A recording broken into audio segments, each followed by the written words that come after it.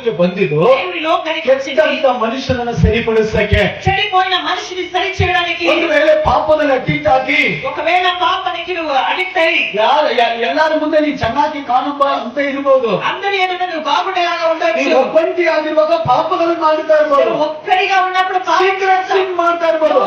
రహస్య ದೇವರಿಗೆ ಇಷ್ಟವಿಲ್ಲದ ಕಾರ್ಯ ಮಾಡ್ತಾ ಇರ್ಬೋದು. ఇష్టమైన పని చేస్తున్నావు.